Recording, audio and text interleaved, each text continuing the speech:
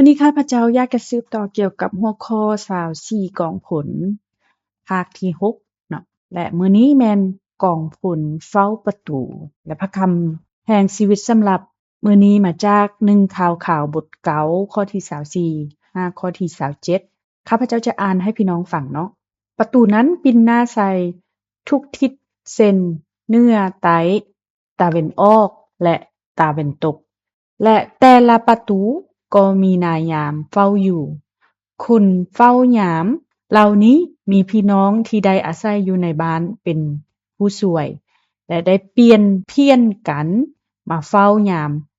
ทุกๆ7วันในเฝ้ายาม4คนแม่นสาวเลวีและพวกเขามีความรับผิดชอบอย่างเด็ดขาดพวกเขารับผิดชอบห้องต่างๆและทรัพย์สมบัติต่างๆที่เป็นของ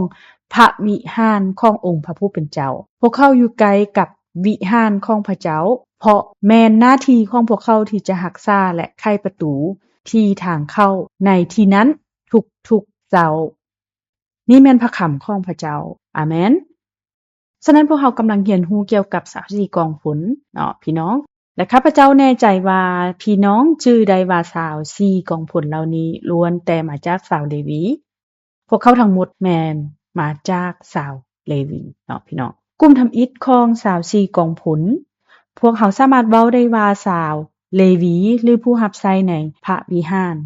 กลุ่มที่2แม่นกลุ่มปาโลหิตและกลุ่มที่3แม่นกลุ่มนักดนตรีหรือว่าพวกเราได้เรียนรู้ว่าบ่แม่นเพียงแต่นัก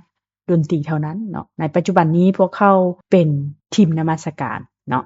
และจากนั้นก็แม่นกลุ่มที่4แม่นบ่ในมื้อนี้พวกเขาจะเว้าเกี่ยวกับผู้เฝ้าประตูเนาะผู้ที่ยามประตูพี่น้องข้าพเจ้าคิดว่ามันเป็นเรื่องธรรมดาเนาะที่จะคิดว่าเป็นหยังต้องเฝ้าประตูเป็นหยังต้องมีคนไปเฝ้าประตูเนาะผู้เฝ้าประตูหยังสามารถเว้าได้ว่าเป็นผู้ยามแม่นบ่เป็นผู้ยามประตูและในประเทศของพวกเราที่พวกเราอาศัยอยู่ส่วนใหญ่เป็นคอนโดแม่นบ่ก็จะเห็นมีคนยามอาคารคนยามอยู่ในอาคารคอนโดของพวกเราแม่นบ่พวกเขาเหล่านั้นถูกเบิ่งว่าเป็นอาชีพที่บ่มีบทบาทหยังหลายแม่นบ่พวกเขาก็แม่นอาชีพที่ได้รับความนับถือบ่สูงเนาะบ่สูงหลายอยู่ในมาเลเซียแม่นบ่และฉะนั้นคนยามคนเฝ้าประตูถูกเบิ่งข้ามหน้าที่ของพวกเขาเนาะและคิดว่ามันมีความสำคัญน้อยกว่าบรรดาหน้าที่อื่นๆที่อยู่ใน24กองผลเนาะพี่น้องแต่ว่ายังได้ก็ตามดังที่ข้าพเจ้าได้กล่าวมาข้าพเจ้าหมายความว่าข้าพเจ้าแสดงให้เห็นแล้วเนาะว่า4กลุ่มมีหน้าที่หยังแดมี4กลุ่มแล้วก็มี4หน้าที่อยู่ในกองผลนั้นและทั้งหมดนั้นแม่นเฮ็ดได้แต่สำหรับชาวเลวีเท่านั้นแม่นบ่พี่น้องฉะนั้นในกรณีที่ถ้าว่าท่านบ่แม่นชาวเลวีท่านก็บ่สามารถกลายเป็นคนที่เฝ้าประตูได้เนาะคนยามประตูได้ก็บ่สามารถที่จะเป็นไปได้เนาะคนเฝ้าประตูบ่แม่นเป็นอาชีพที่มีความสำคัญน้อยพี่น้องแต่มันเป็นอาชีพเป็นหน้าที่ที่มีความสำคัญเทียบเท่ากับบรรดาหน้าที่อื่นๆเช่นผู้รับใช้ในพระวิหารเช่นบรรดาปาโลหิตเช่นบรรดานักดนตรีหรือว่าทีมนมัสการสรรเสริญองค์พระผู้เป็นเจ้าฉะนั้นเนาะให้พวกเราไปเบิ่งอยู่ในพระธรรม1ข่าวบทเก่าข้อที่22พระคัมภีร์กล่าวว่าผู้ที่ใดถูกเลือกให้เฝ้ายามประตูทางเข้าและทางเข้ามี210คนพวกเขาได้ถูกจดชื่อเข้าบัญชีตามบ้านต่างๆที่พวกเขาได้อาศัยอยู่แม่นกษัตริย์ดาวิดและผู้ทำหน่วยซามูเอลที่ได้ให้บรรพบุรุษของพวกเขารับหน้าที่นี้พี่น้องฉะนั้นในพระคัมภีร์กล่าวว่าคนเฝ้าประตูแม่นคนที่ถูกเลือกแม่นบ่เป็นผู้ที่ถูกเลือกเช่นเดียวกันกับหน้าที่อื่นๆอยู่ใน24กองผลเขาเป็นผู้ที่ถูกเลือกและก็มีแต่เพียงชาวเลวีเท่านั้นที่สามารถที่จะกลายเป็นผู้ที่เป็นคนเฝ้าประตูได้ยิ่งไปกว่านั้นพี่น้องพระคัมภีร์กล่าวไว้ว่าพวกเขาเป็นคนที่ถูกเลือกบ่เพียงแต่เป็นผู้รับใช้ในพระวิหารบ่เพียงแต่เป็นปาโลหิตหรือทีมนมัสการเท่านั้นที่ถูกเลือกแต่คนเฝ้าประตูก็เป็นคนที่ถูกเลือก ถูกคัดสั้นด้วยเช่นเดียวกันและหลังจากนั้นเนาะพระคัมภีร์กล่าวว่าพวกเขาเป็นคนที่ถูกเลือกแม่นบ่พี่น้องคนที่ถูกเลือกในบรรดาชาวเลวีถ้าเฮาไปเบิ่งในพระธรรม1ข่าวบทที่26ข้อที่7 5ข้อที่8พระคัมภีร์จะกล่าวว่าเซมาอียาลูกชายกกของโอเบดเอโดมมีลูกชาย6คนดังนี้โอทานีเรฟาเอนโอเบดเอนซาบัตเอลิฮูและเซมากิยาพวกเขาเป็นคนที่สำคัญในตระกูลเพราะว่าพวกเขามีความสามารถสูง2คนสุดท้ายนี้ยิ่งมีความสามารถเป็นเลิศเนาะก็คือเอลิฮูและ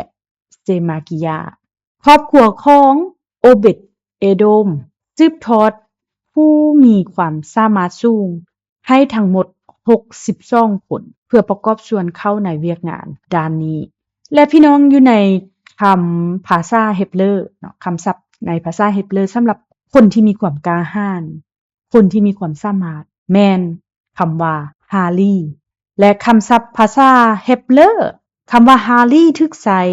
แล้วก็มันหมายถึงกองทัพหรือความเข้มแข็งหรืออำนาจกองทัพในฐานะทหารแม่นบ่พี่น้องและความเข้มแข็งและอำนาจและคำศัพท์ภาษาเฮบเรอของความเข้มแข็งแม่นโกเอตซึ่งหมายถึงความเข้มแข็งและอำนาจมันแสดงให้เห็นว่าบ่เพียงแต่ไพ่ก็สามารถกลายเป็นผู้เฝ้าประตูได้แต่ต้องเป็นผู้ที่มีความเข้มแข็งพวกเขาเป็นผู้ที่ถูกเลือกพวกเขาได้มีการลงทะเบียนเพื่อรับใช้ในการปกป้องประเทศชาติบ้านเมืองของพวกเขาในการปกป้องประเทศชาติบ้านเมืองของพวกเขาและในบรรดาพวกเขาตำรวจหรือว่าทหารแนวหน้าซึ่งปกติแล้วจะเข้มแข็งกว่าทหารทั่วไปเนาะทหารแนวหน้าแต่ว่าทหารแนวหน้าเหล่านี้พวกเขาใหญ่กว่าตำรวจแม่นบ่หรือว่าทหารธรรมดาทั่วไปเพราะว่าพวกเขาต้องปกป้องฐานทัพเนาะต้องป้องกันประเทศชาติป้องกันชาติป้องกันประชาชนฉะนั้นพวกเขาเหล่านี้เปรียบเหมือนกับกำลังป้องกันชาติกำลังทหารป้องกันชาติในทำนองเดียวกันพี่น้องผู้เฝ้าประตูดังที่มีรายชื่อที่ระบุในข้างถึงพวกเขาต้องรักษาพระวิหารของพระเจ้าพวกเขาเป็นคนที่ถูกเลือกบ่แม่นคนเลวีคนใดคนหนึ่งก็สามารถเฮ็ดเวียกงานนี้ได้แม้นพวกเขามาจากบรรดาชนเผ่าเลวีพวกเขาก็ต้องเป็นผู้ที่ถูกเลือกจึงสามารถเป็นผู้ที่เฝ้าประตูได้ดังนั้นหน้าที่ที่ผู้เฝ้าประตูได้รับมอบหมายมันมีหยังใดพี่น้องเป็นหน้าที่แบบใดที่ผู้เฝ้าประตูต้องได้เฮ็ดก่อนอื่นหมดน่ะพวกเขาต้องได้รักษาพระวิหารขององค์พระผู้เป็นเจ้าในพระธรรม1ข่าวบท9ข้อที่23บอกว่าพวกเขาและเชื้อชายได้สืบต่อเฝ้ายามประตูทั้งหลายของวิหารแห่งพระเจ้ายาเวห์วิหารแห่งหอเต็นดังนั้นเนาะพระคัมภีร์ข้อนี้ได้บอกให้พวกเรารู้ว่าผู้เฝ้าประตูพวกเขาเป็นเหมือนกับพระเจ้าพวกเขาเป็นเหมือนกับพระเจ้าพวกเขาต้องรักษาและปกป้องประตูเรือนของพระเจ้าถึกก็คือพระวิหารของพระองค์พวกเขาต้องได้ปกป้องรักษาถ้าเฮาเบิ่งอยู่ในพระคัมภ์1ข่าวบท9ข้อที่27บอกว่าพวกเขาอยู่ไกลกับวิหารของพระเจ้าเพราะแม่นหน้าที่ของพวกเขาที่จะรักษาและไขประตูที่ทางเข้าในที่นั้นทุกๆเช้าดังนั้นผ่านทางพระคัมภีร์ข้อนี้เฮาสามารถเข้าใจได้ว่าวิหารบ่ได้เปิด24ชั่วโมงแม่นบ่พี่น้องวิหารมีการเปิดและก็ปิดและวิหารได้ปิดในตอนกลางคืนและก็ได้เปิดในตอนเช้าและผู้เฝ้าประตูเหล่านี้เขามีหน้าที่ในการปกป้องวิหารในช่วงระยะ24ชั่วโมงนั้นหน้าที่หนึ่งของพวกเขาคือการเปิดประตูวิหารของทุกๆเช้าคืนใหม่แม่นบ่วิหารต้องได้รับการเปิดในตอนเช้าเนาะและหน้าที่อันที่2ของพวกเขาพระคัมภีร์กล่าวว่าพวกเขามีหน้าที่ในการปกป้องหีบพันธสัญญาขององค์พระผู้เป็นเจ้าเฮาเห็นได้อยู่ในพระธรรม1ข่าวบทที่15ข้อที่23 5 24ผู้เบเฮกิยาและเอนกานาได้ถูกรับเลือกให้เป็นผู้เฝ้ายามหีบพันธสัญญาบรรดาปโลหิตเซบานีญาโยซาฟัตเนธาเนน อามาไซเซการิยาเบนาอิยาและเอลีเอเซได้ถูกเลือกให้เป็นผู้เป่าแก่นำหน้าฮีบพันธสัญญาของพระเจ้าโอเบดเอโดมและเยฮียาได้ถูกรับเลือกให้เป็นผู้เฝ้ายามฮีบพันธสัญญาด้วยฉะนั้นในบรรดาผู้รักษาประตูเนาะมีคนเฝ้ายามมีคนปกป้องประตูพระวิหารขององค์พระผู้เป็นเจ้าแต่ก็ยังมีคนที่ปกป้องดูแลฮีบพันธสัญญาโดยเฉพาะอีกฉะนั้นพวกเขาปกป้องฮีบพันธสัญญาขององค์พระผู้เป็นเจ้ามันได้บ่งบอกพวกเขาให้ฮู้ว่าพวกเขาบ่เพียงแต่รักษาป้องกันพระวิหารเท่านั้นแต่โดยเฉพาะเจาะจงไปหาการ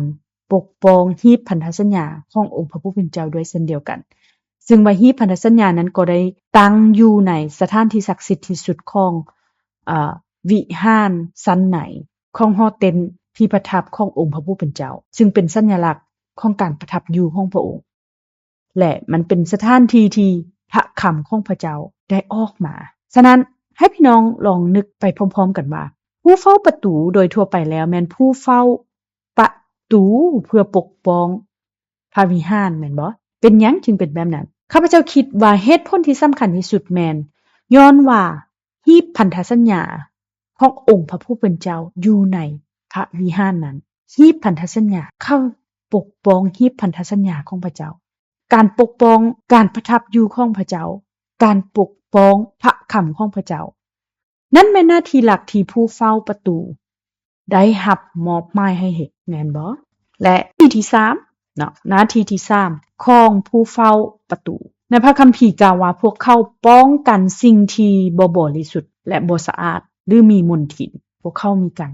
ป้องกันไว้ฉะนั้นพระคัมภีร์ได้บอกพวกเขาว่าพวกเขาป้องกันวิหารจากผู้ที่หรือว่าจากสิ่งที่บ่บริสุทธิ์และบ่สะอาดในพระธรรมซ่องข่าวข่าวบทที่23ข้อ6อย่าให้ผู้ใดเข้าไปในวิหารของพระเจ้ายาเวห์เด็ดขาดนอกจากพวกปโลหิตกับพวกเลวีที่ปฏิบัติหน้าที่ของพวกเขาเท่านั้นพวกเขาอาจเข้าไปได้เพราะพวกเขาได้อุทิศตัวเองแล้วส่วนประชาชนคนอื่นๆต้องคอยท่าฟังคำแนะนำของพระเจ้ายาเวห์อยู่ข้างนอกพี่น้องพระเจ้ากล่าวว่าปโลหิตและชาวเลวีที่ได้รับใช้ในพระวิหารของพระเจ้าสามารถเข้าไปได้เนาะในพระวิหารนั้นเพราะว่าพวกเขาบริสุทธิ์แม่นบ่พี่น้องดังนั้นมันหมายความว่าผู้ที่บ่บริสุทธิ์จะบ่สามารถเข้าไปในพระวิหารได้ผู้เฝ้าประตูควรสกัดกั้นพวกเขาควรจะป้องกันคนเหล่านั้นบ่ให้เข้าไปเพราะเขาบ่บริสุทธิ์แม่นบ่เขาจะบ่สามารถเข้าไปในพระวิหารขององค์พระผู้เป็นเจ้าซึ่งเป็นสถานที่ที่บริสุทธิ์ฉะนั้นในพระคำซ่องข่าวบทที่23ข้อที่19ก็พระเจ้าก็ได้บอกว่าเยโฮยอาดาได้จัดให้มีคนเฝ้ายามวิหารของพระเจ้ายาเวห์เพื่อป้องกันบ่ให้ผู้ใดผู้หนึ่งที่เป็นมลทินเข้าไปในที่นั้นเห็นบ่พี่น้องพระคัมภีร์บอกว่าผู้ที่บ่สะอาดแม่นบ่ผู้ที่มีมลทินจะบ่สามารถเข้าไปในพระวิหารขององค์พระผู้เป็นเจ้าได้ฉะนั้นพวกเขาต้องอยู่ข้างนอกและผู้เฝ้าประตูบรรดาผู้เฝ้าประตูเหล่านั้นเขาเจ้าต้องได้เฝ้าประตูตลอดมื้อตลอดคืนเพื่อรักษาสถานที่อันศักดิ์สิทธิ์ขององค์พระผู้เป็นเจ้าให้สะอาดให้บริสุทธิ์ให้ปลอดภัยและทั้งป้องกันบ่ให้สิ่งใดก็ตามที่อาจจะเป็นอันตรายต่อสถานที่อันศักดิ์สิทธิ์ขององค์พระผู้เป็นเจ้าพวกเขามีหน้าที่ที่จะต้องป้องกันไว้นั่นเป็นสิ่งที่พวกเขากำลังปกป้องพี่น้องถ้าพวกเขาเบิ่งในพระคัมภีร์มีหน้าที่อื่นๆหน้าที่น้อยๆอื่นๆหน้าที่ของผู้เฝ้าประตูเหล่านี้ได้เฮ็ดยังมีหน้าที่อื่นๆอีกที่พวกเขาได้เฮ็ดเนาะพวกเขามีหน้าที่ในการเก็บกำและมีหน้าที่ในการนับบรรดาทรัพย์สมบัติของพระวิหารมีหน้าที่ในการปกป้องทรัพย์สมบัติของพระวิหารน่ะพวกเขามีการเก็บกำจำนวนเครื่องถวายบูชาก็มีการปกป้อง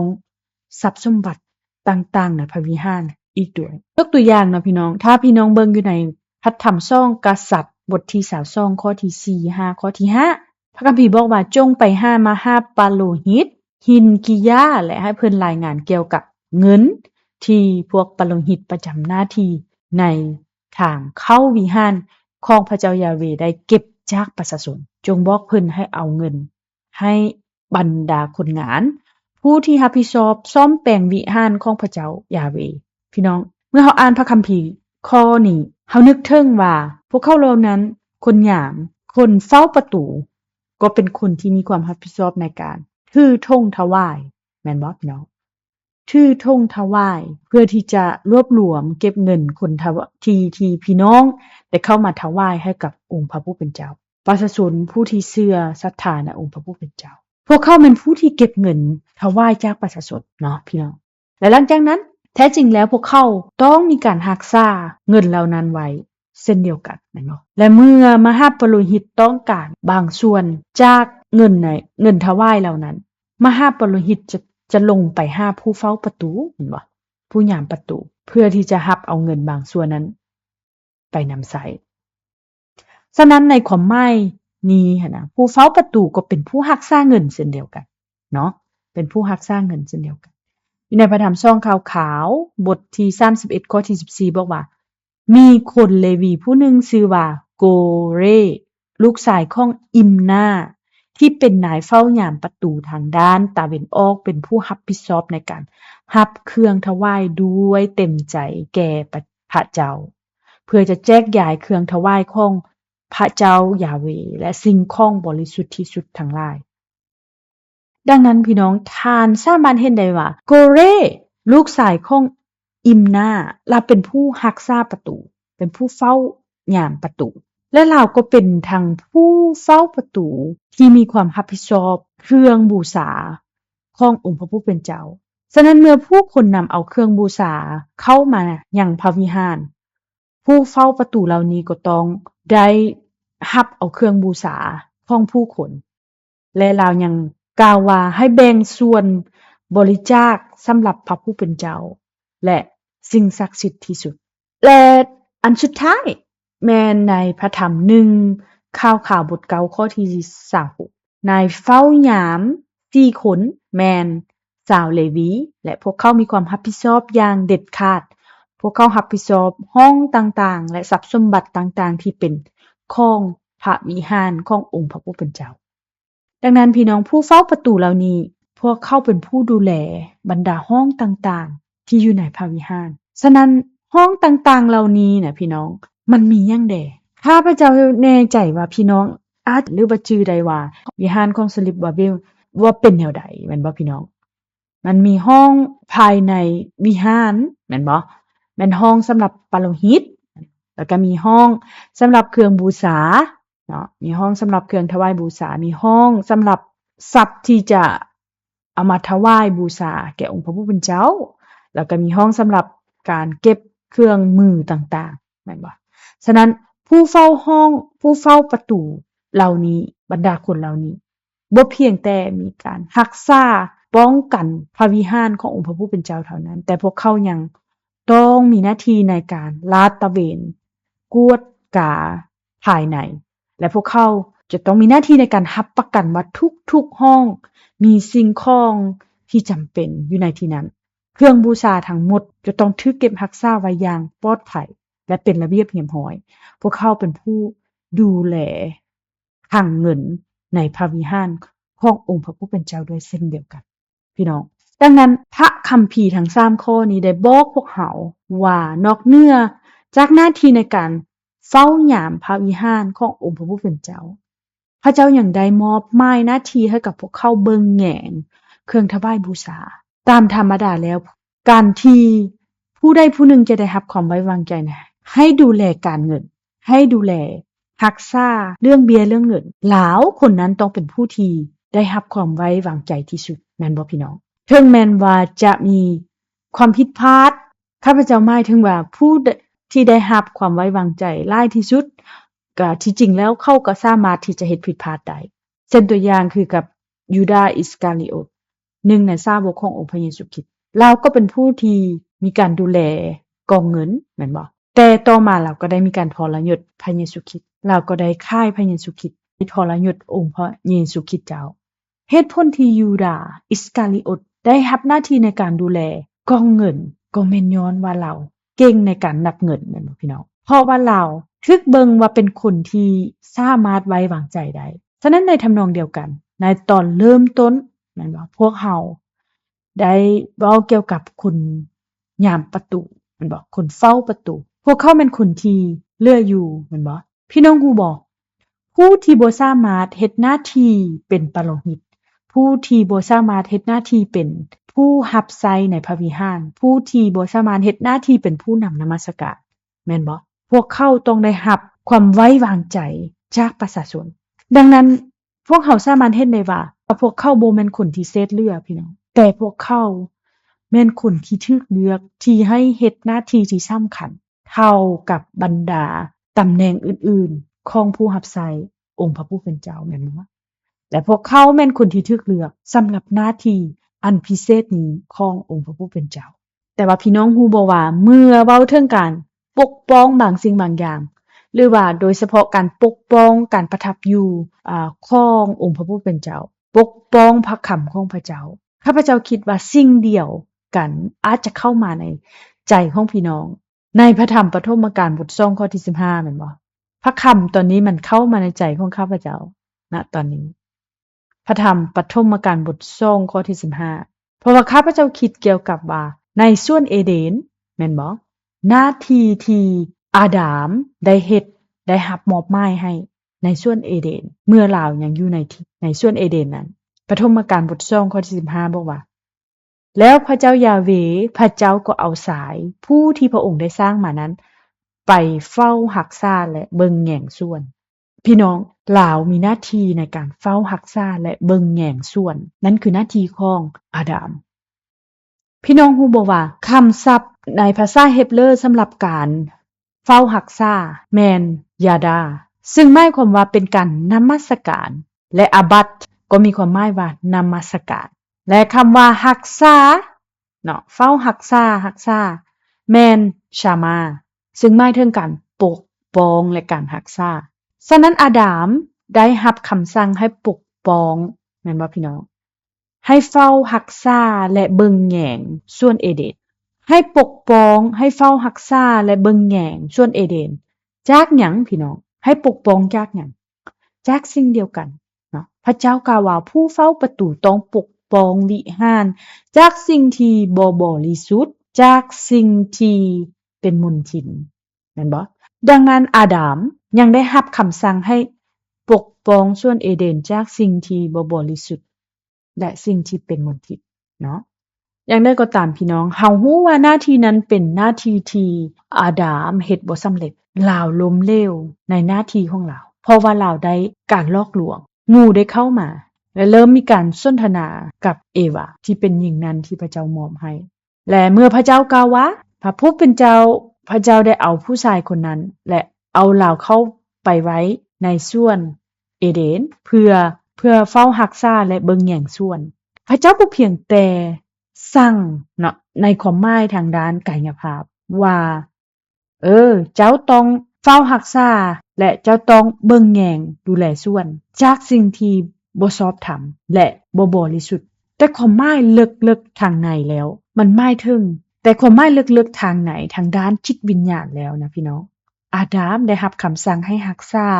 ที่ประทับอยู่ขององค์พระผู้เป็นเจ้าที่ประทับอยู่ของพระคำของพระเจ้านั่นแม่นคำสั่งของพระองค์นั่นเป็นหน้าที่ที่พระเจ้าได้มอบหมายให้อาดามในสวนเอเดนหน้าที่ของเจ้าคือการรักษาพระคำของพระเจ้าหน้าที่ของเจ้าคือการรักษาพระคำของพระเจ้าดังที่ข้าพเจ้าได้กล่าวไปแล้วนะพี่น้องอาดามได้ล้มเหลวในการปฏิบัติหน้าที่ของตนโดยมีงูได้เข้ามาลักเข้าไปในสวนเอเดนแต่ต่อมาเนาะอาดามก็ยังล้มลงตกลงในความผิดบาปล้มเหลวในการรักษาความรู้สึกทางด้านจิตวิญญาณข้างในความผิดปกติในความรู้สึกทางจิตวิญญาณพระเจ้ากล่าวว่าจงรักษาคำสั่งของเฮาจงรักษาคำเว้าของเฮาจงรักษาการประทับอยู่ของเฮาแต่ต่อมาอาดัมได้ออกไปแม่นบ่พี่น้องเราได้หนีไปพระเจ้ากล่าวว่าเจ้าอยู่ไสอาดัมมันบ่แม่นว่า พระผู้เป็นเจ้าบ่ฮู้ว่าอาดามอยู่ไสพี่น้องแต่พระเจ้ากำลังถามสภาพทางจิตวิญญาณของเราสถานที่ทางจิตวิญญาณของเราเจ้าอยู่ไสเจ้าอยู่จุดใดและสิ่งต่างๆที่พระองค์และสิ่งต่างๆที่พระองค์ถามนั้นก็เพื่อปกป้องคุ้มครองรักษาพวกเขาไว้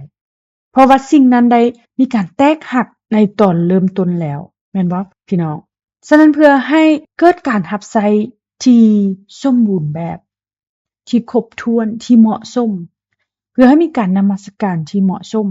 และถูกต้องตามน้ำพระทัยของพระเจ้าพระเจ้าต้องการฟื้นฟูพระเจ้าต้องการที่จะเอาคืนทุกสิ่งที่พวกเขาสูญเสียไปในตอนเริ่มต้นและพวกเขาต้องได้มีการฟื้นฟูทุกอย่างคืนใหม่ให้พี่น้องเบิ่งอยู่ในพระธรรมพระนิมิตบทที่22ข้อที่7ยังมีพระคัมภีร์อื่นๆเช่นกันแต่พระคัมภีร์ในพระนิมิตบอกว่าคำทำนายของหนังสือเล่มนี้คำพยากรณ์ของหนังสือเล่มนี้ในที่สุดสิ่งที่พระเจ้ากำลังซอกหาผู้สายที่พระเจ้ากำลังซอกหามนุษย์ที่พระเจ้ากำลังซอกหาผู้เชื่อที่พระเจ้ากำลังซอกหาแม่นผู้ที่จะรักษาจะเบิ่งแยงรักษาสิ่งที่พระผู้เป็นเจ้าได้มอบให้เหมือนกันกับคำสั่งอันเดียวกันที่พระผู้เป็นเจ้าได้มอบให้แก่อาดามได้ล้มลงในความผิดบาปฉะนั้นพระเจ้ากำลังซอกหาอาดามที่จะได้รับการฟื้นฟูได้รับการกอบกู้ในยุคสุดท้ายและหน้าที่เหล่านี้แม่นของพวกเราพี่น้อง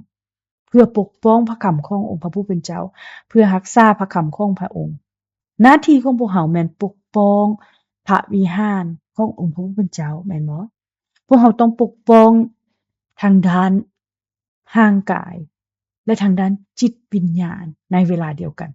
พวกเราบ่สามารถเลือกได้เพียงแต่ด้านใดด้านหนึ่งเท่านั้นข้าพเจ้ากำลังปกป้องวิหารทางจิตวิญญาณฉะนั้นข้าพเจ้าบ่จำเป็นต้องปกป้องคริสตจักรนี้เฮาจะเว้าแบบนี้บ่ได้มันบ่ถูกต้องพี่น้องพวกเฮาต้องเฮ็ดทั้งสองอย่างไปพร้อมๆกันเพราะว่านั้นแม่นวิธีที่พระเจ้าแสดงให้เห็นผ่านทาง24กองพลนี้ผ่านหน้าที่ของผู้เฝ้าประตู24กองนี้พวกเฮาต้องเบิ่งแยงคริสตจักรทางกายภาพนี้เช่นเดียวกันนั้นแม่นสิ่งที่สำคัญพี่น้องแต่ในเวลาเดียวกันพวกเฮาต้องเบิ่งแยงวิหารทางจิตวิญญาณพวกเฮาต้องรักษาบ่อนประทับขององค์พระผู้เป็นเจ้ารักษาพระคำของพระเจ้าที่อยู่ในพวกเฮาแต่ละคนฉะนั้นพี่น้องที่รักทั้งหลายข้าพเจ้าอธิษฐานและขออวยพรพี่น้องทุกคนในพระนามขององค์พระผู้เป็นเจ้าพวกเขาฮู้ทุกสิ่งทุกอย่างทั้งหมดนี้แล้วขอให้พวกเขากลายเป็นผู้ที่รักษาประตูทางจิตวิญญาณอย่างแท้จริงตั้งแต่มื้อนี้เป็นต้นไปและขอให้พวกเขาปกป้องคริสตจักรแห่งนี้ขอให้พวกเขาปกป้องพระคำขององค์พระผู้เป็นเจ้าในคริสตจักรแห่งนี้ขอให้พวกเขาปกป้องการประทับอยู่ขององค์พระผู้เป็นเจ้าในชีวิตของเขาขอให้พวกเขาปกป้องพระคำของพระเจ้า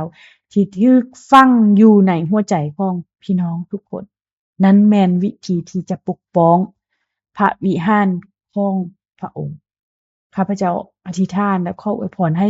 สมาชิกทั้งหมดของคริสตจักรพันธสัญญาและผู้ที่เข้าร่วมผ่านทางออนไลน์ในมื้อนี้ให้ได้รับพรดังกล่าวและให้กลายเป็นผู้ที่รักษาประตูที่แท้จริงที่ปกป้องการสถิตอยู่ของพระเจ้าพระคำของพระเจ้าในชีวิตของเจ้าและในคริสตจักรแห่งนี้ในสังคมนี้และในประเทศชาตินี้เช่นเดียวกันอาเมนบ่อาเมนหลายไปกว่านั้นพี่น้องข้าพเจ้าอยากจะอธิบายว่าบางครั้งคนเฮาก็หลายคนมีความเข้าใจผิดว่าคริสตจักรแม่นบ่อนที่เปิดให้บริการแบบสาธารณะจะเข้าไปตอนใดก็ได้เพื่อที่จะรับพรขององค์พระผู้เป็นเจ้าในสถานที่แห่งนั้นแต่นั้นเป็นความคิดที่ผิดพี่น้องพวกเฮาบ่ควรจะอนุญาตให้ไผก็ได้จะเข้าไปยามใดหรือว่าบุกรุกหรือว่าย่างเข้าไปในคริสตจักรตามอำเภอใจโดยบ่ได้รับอนุญาตโดยบ่ได้รับการกันตองฉะนั้นคริสตจักรของพระเจ้าบ่แม่นสถานที่สาธารณชนพี่น้องพวกเฮาบ่ควรอนุญาตหรือว่าเปิดให้สิ่งใดสิ่งหนึ่งหรือให้ไผผู้ใดผู้หนึ่งหรือให้ทุกสิ่งทุกอย่างทุกคนโดยบ่มีการกันตองบ่มีการปกป้องใดๆเข้าไปในพระวิหารของพระเจ้า เพราะนั้นแม่นเหตุผลที่พระเจ้ากำลังกล่าวแม่นบ่จงปกป้องรักษาพระวิหารขององค์พระผู้เป็นเจ้าฉะนั้นวิหารถูกปิดในตอนกลางคืนเช่นเดียวกันพวกเฮาในยุคสมัยนี้ต้องได้ปฏิบัติเช่นเดียวกันข้าพเจ้าหวังว่าพี่น้องจะมีความเข้าใจหลายขึ้นว่าคริสตจักรบ่แม่นสถานที่ที่จะเฮ็ดสิ่งใดก็ได้ตามอำเภอใจบ่แม่นสถานที่สาธารณชนทั่วไปเป็นสถานที่ผู้รับใช้ได้รับใช้สมาชิกรับใช้ผู้คนประกาศข่าวประเสริฐของพระองค์และการรับใช้ลักษณะนี้ในเวลาที่เหมาะสมในขอบเขตที่เหมาะสมโดยมีการปกป้องโดยมีการกวดกาที่เหมาะสมก็จะถูกต้องตามพระคำขององค์พระผู้เป็นเจ้าและวิธีการที่พระเจ้าได้เฮ็ดที่พระเจ้าได้บัญชาไว้กับชาวซีกองคนนั้นฉะนั้นสรุปสุดท้ายของหัวบทของพวกเรา24กองผลนับตั้งแต่พวกเราได้เริ่มเรียนเนาะเกี่ยวกับเรื่องของ24กองผลเนาะพี่น้องหลายคนในพวกเราได้ถามว่าเป็นหยังจึงจะต้องมี24เนาะมันหมายความว่าแนวใดเลข24ฉะนั้น24กองผลเป็นตัวแทนของคริสตจักรทั้งหมด24กองผลเป็นตัวแทนของเจ้าและก็ข้อยข้าพเจ้าสามารถเบาได้ว่าตัวเลข24ของ24กองผลสามารถเข้าใจว่าเป็นตัวเลข2เท่าของเลขที่12เลขที่12เมื่อคูณ2จะออกอยู่24พี่น้องเลขที่12นั้นสมัยพระคัมภีร์เดิมตัวเลขหมายถึงประเทศอิสราเอลตัวเลข12หมายถึงประเทศอิสราเอลเพราะว่าอิสราเอลประกอบด้วย12เผ่าฉะนั้น24กลุ่มหรือว่า24กองสามารถเข้าใจว่าเป็นตัวเลข2เท่าของเลขที่12ของ12เผ่านั้นแต่ถ้าว่าพวกเราเบิ่งในพระธรรมพานิมิตพระคัมภีร์ใหม่ก็จะเห็นว่ามีผู้อาวุโส24คนแม่นบ่ผู้อาวุโส24คนเป็นตัวแทนของคริสตจักรทั้งหมดแม่นบ่พี่น้องคริสตจักรทั้งหมดเพราะว่ามันเป็นการรวมกันของ12เผ่าซึ่งเป็นตัวแทนของคริสตจักรในสมัยพระคัมภีร์เดิมและสาวก12คนของพระเยซูคริสต์ซึ่งเป็นตัวแทนของคริสตจักรในสมัยพระคัมภีร์ใหม่แม่นบ่ฉะนั้นผู้อาวุโส24คนแม่นตัวเลขที่เป็นตัวแทนของคริสตจักรทั้งหมดในพระคัมภีร์เดิมบวกใส่พระคัมภีร์ใหม่คำพานิมิตบทที่4ข้อที่10เมื่อนั้นบรรดาผู้อาวุโส24ทานก็กราบลงถวายบังคมพระองค์ผู้ประทับถึงราชบัลลังก์นั้นนมัสการพระองค์ผู้ทรงพระชนอยู่ตลอดชั่วนิรันดรแล้วทอดมงกุฎออกวางลงต่อหน้าราชบัลลังก์ดังนั้นเนาะพี่น้องผู้อาวุโส24คนในพระคัมภีร์ใหม่ในพระธรรมพานิมิตเป็นตัวแทนของคริสตจักรทั้งหมดอย่างได้ก็ตามพี่น้องให้พี่น้องพิจารณาหน้าที่ที่ถูกมอบหมายให้แก่ผู้อาวุโส24คนนั้นพระคำพานิมิตบท4ข้อที่10กล่าวว่าพวกเขาต้องได้มีการนมัสการพระเจ้าพวกเขาต้องนมัสการองค์พระผู้เป็นเจ้าแม่นบ่ผู้อาวุโส24คนนี้จะมีการก้มกราบลงต่อหน้าองค์พระผู้เป็นเจ้าและนมัสการพระองค์ผู้พระชนอยู่ตลอดไปเป็นนิจและนอกจากนั้นเฮาสามารถเบิ่งได้ในพระธรรมพานิมิตบท5ข้อที่9 5ข้อที่10พระคัมภีร์กล่าวว่าพวกเขาได้ร้องเพลงบทใหม่ว่า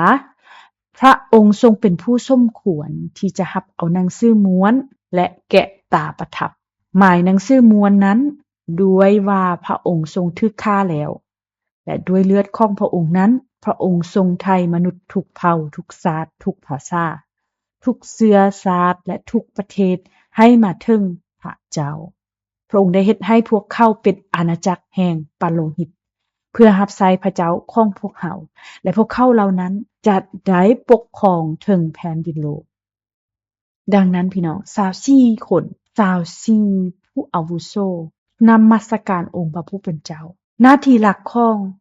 24กองพลโครงสร้างของ24กองพลจึงถูกมอบให้เพื่อมีการจัดเตรียมนั่นบ่พี่น้องเพื่อให้มีการรับใช้พระเจ้าอย่างเหมาะสมพวกเขาได้เรียนรู้ว่าทุกครั้งที่มีการฟื้นฟูเมื่อใดก็ตามที่มีการปฏิรูปประชาชนอิสราเอลได้พยายามมีการปรับโครงสร้างมีการจัด ตั้ง24กองผลขึ้นใหม่ในบรรดากลุ่มส่วนของตัวเองเพื่อเฮ็ดให้การรับใช้องค์พระผู้เป็นเจ้าออกมาสมบูรณ์แบบและเหมาะสมที่สุดฉะนั้นการนมัสการที่เหมาะสมที่ถูกต้องที่ชอบธรรม24กองผลแม่นโครงสร้างที่ถูกสร้างขึ้นมาเพื่อการรับใช้ที่เหมาะสมและชอบธรรมที่สุดและผู้อาวุโส24คนก็มีหน้าที่ในการนมัสการองค์พระผู้เป็นเจ้าพี่น้องดังนั้นถึงแม้นว่าในสมัยของกษัตริย์ดาวิดเมื่อ24กองผลถูกสร้างตั้งขึ้นเป็นครั้งทำอิฐเนาะบ่มีแนวความคิดของ24ผู้อาวุโสแม่นบ่นี่เป็นสิ่งที่ข้าพเจ้าพยายามอธิบาย24ผู้อาวุโส24คนแม่นความเข้าใจในพระคัมภีร์ใหม่แม่นบ่พี่น้องเพราะว่าสาวก12คนของพระเยซูคริสต์เพราะว่าสาวก12คนของพระเยซูคริสต์บ่อยู่ที่นั้นในเวลานั้นฉะนั้นพวกเขาสามารถเว้าได้ว่ามันเป็นช่องเท่าของ12เผ่าถึงอย่างใดก็ตามเมื่อพวกเขาพิจารณาหน้าที่ของพวกเขาเหล่านั้นและจุดประสงค์หลักของพวกเขาเหล่านั้นพวกเขาสามารถเข้าใจได้ว่า24กองผลเหล่านี้แม่นเกี่ยวข้องกับผู้อาวุโส24คนมันบ่แม่นสิ่งเดียวกันแต่พวกมันเชื่อมโยงเข้ากันฉะนั้น24กองผลเป็นตัวแทนของผู้อาวุโส24คนและผู้อาวุโส24คนเป็นตัวแทนของคริสตจักรทั้งหมดที่ประกอบมีพี่น้องและข้าพเจ้าทุกท่านทุกคน24ผู้อาวุโสเป็นตัวแทนของพวกเราทุกคนฉะนั้นบทสรุปของบทเรียนของพวกเราในวันนี้หน้าที่ที่ถูกมอบหมายให้แก่24กองผลแม้หน้าที่ที่ถูกมอบหมายให้แก่พี่น้องทุกคนและก็รวมกับข้าพเจ้าด้วยขอให้เฮาอย่าคิดว่าโอ้นั้นแม่นหน้าที่ของพวกเขาที่เป็นอาจารย์เป็นผู้รับใช้หรือหน้าที่ของผู้นำในคริสตจักรข้าพเจ้าเชื่อว่าพระเจ้ากำลังกล่าวว่าเจ้าอยากมีคริสตจักรที่ได้รับการฟื้นฟูบ่เจ้าอยากมีการรับใช้ที่ได้รับการฟื้นฟูอย่างแท้จริงบ่เจ้าอยากมีการฟื้นฟูโครงสร้างของ24กองพลในคริสตจักรของเจ้าบ่ในการรับใช้ของเจ้าอยากมีการฟื้นฟูบ่ข้าพเจ้าอธิษฐานว่าขอให้พี่น้องและข้าพเจ้าเฮ็ดเวียกร่วมกันเพื่อที่จะได้รับการฟื้นฟูบ่แม่นด้วยกายภาพเท่านั้นแต่ทางด้านจิตวิญญาณของทุกคนในคริสตจักรนี้เพื่อว่าการรับใช้และการนมัสการของพวกเขาจะถูกนับว่าเป็นการรับใช้เป็นการนมัสการด้วยจิตวิญญาณและความจริงเพื่อว่าพระเจ้าจะพอใจกับการรับใช้ของพวกเขาในการนมัสการของพวกเขาทุกๆคนและดังนั้นข้าพเจ้าอธิษฐานว่าขอให้พระเจ้าอวยพรขอให้พระองค์เจ้าทอกเทพระพรของพระองค์ลงมาพระเจ้าจะทอกเทพระคุณของพระองค์ลงมาพระเจ้าจะเทพระคุณของพระองค์ลงมาสู่ชีวิตของพวกเราทุกๆคนในคริสตจักรแห่งนี้อาเมน